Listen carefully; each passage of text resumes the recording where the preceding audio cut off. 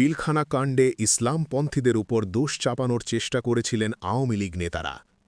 BDR কাণ্ডের অব্যবহিত পরে পিলখানা মসজিদের পেশ ইমাম সিদ্দিকুর রহমানের মৃত্যু ঘিরে উঠেছিল গুরুতর প্রশ্ন।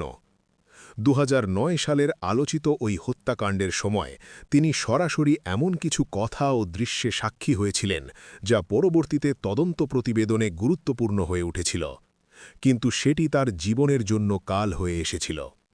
তৎকালীন সময়ে বিডিআর হত্যাকাণ্ডে জঙ্গি সংশ্লিষ্টতা রয়েছে বলে নিজেদের দায় এড়ানোর চেষ্টা করেছিল আওয়ামী লীগের শীর্ষ নেতারা। ইতিহাসের জঘন্যতম এই হত্যাকাণ্ডের পর তারা সব দায় ইসলামপন্থীদের ওপর চাপানোর চেষ্টাও করেছিল। জাতীয় স্বাধীন তদন্ত কমিশনের প্রতিবেদনে বলা হয়, তৎকালীন বাণিজ্যমন্ত্রী কর্নেল ফারুক খান দাবি করেছিলেন যে বিডিআর হত্যাকাণ্ডে জঙ্গি সংশ্লিষ্টতা রয়েছে।